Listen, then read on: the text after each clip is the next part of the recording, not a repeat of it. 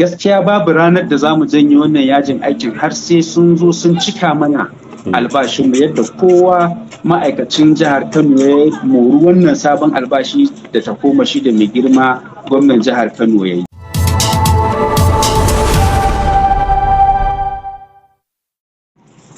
Comrade muna so mu ji cikakken sunanka. Assalamu alaikum, sunana Comrade Najib Abdulsalam. To, Comrade Najib Abdulsalam kai ne shugaban kungiyar ma'aikatan hukumar sha da bada ruwa ta jihar Kano. Yau kun tashi da wasu 'yan abubuwa a nan hukumar, me yake faruwa? To magana ta gaskiya abin da ke faruwa shine magana ce ta wannan sabon albashi da mai girma gwamnan jihar Kano ya kaddamar a gaba ɗaya faɗin jihar Kano gabaki ɗaya. Wanda duka hukumomin gwamnati na jihar Kano sun amfana da wannan sabon albashin banda mu hukumar samar da ba da ruwan sha ta jihar Kano. So mun zauna kuma da management mu kusan wata 6 baya mun gaya mata matsalolin da za mu zo mu shiga wanda muke ciki a yanzu. Amma babu wani mataki da ta ɗauka, sai a yanzu da aka yi wannan abin suka ce ai su tsohon albashi za su bamu. To amma binciken da jaridar Jarkanwa ta ya gano cewa wai ita hukumar tana gaya muku cewa dama wai ba gwamnati take biyan ku albashi ba, abinda kuka samu na sai da ruwa da aka yi wai shi ake biyan ku albashi, to kuma ba a ƙara kuɗin ruwa ba, shine wai dalilin su, shin haka ne?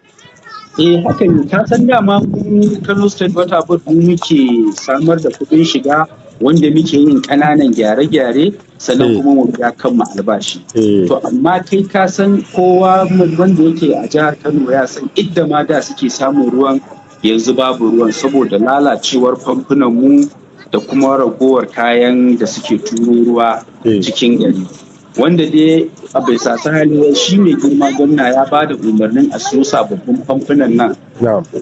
wanda za a kawo su a sa, wanda muna da tabbacin suna kan hanya tafi. Sai duk mun janyo hankalin gwamnati da ita hukumar ba da ruwan sha ta jihar Kano. Albashi da a rabanin da muke generating a yanzu ba zai kai mu iya biyan sabon albashi ba, sannan shi kuma wannan tariff review din ƙarin kuɗin ruwa da kake magana political will ne wanda sai ya je majalisa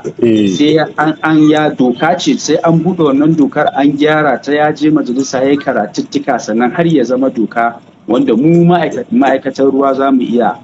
implementing wannan abu. To amma duk da haka me yasa kuke so kuma a sa albashi? Kuna nufin gwamnati tana da kuɗin kawai ki ta yi?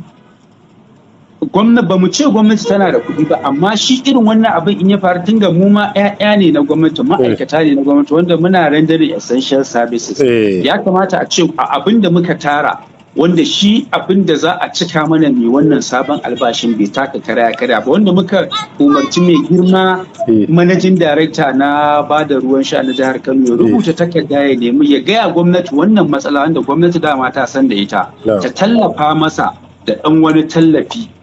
ko da na wata ɗaya ne wata biyu wanda zai ci gaba da biyan albashinsa har a zo wannan lokacin. To amma mai girma managing director na Kano State Water Board bai yi wannan abin tun baya ba sai yanzu. Wanda kuma ina ɗin kai ka wani abu, mun zauna mun yi yarjejeniya a ƙarƙashin jagorancin mai girma kwamishina na bada ruwan sha na jihar Kano wanda ya umarci famanan sakatarensa da daraktocin ma'aikatar Ministry of Water Resources ta jihar Kano gaba daya da su wakilan MD na hukumar bada ruwan sha ta jihar Kano wanda shi ma ya tura daraktocinsa gaba daya da mu bangaren kungiya aka zauna aka cimma yarjejeniyar ba za a yi wannan tsohon albashi ba, za a jira zuwa 20 ga wannan wata wanda insha Allah mun tara wannan a kan kanmu, mun tara wannan sabon albashin da za a yi, wanda ga takarda nan muna da sa hannun su bangaren kwamishina da bangaren wakilan mai girma MD da mu bangaren kungiyar kwadago na hukumar bada ruwan sha.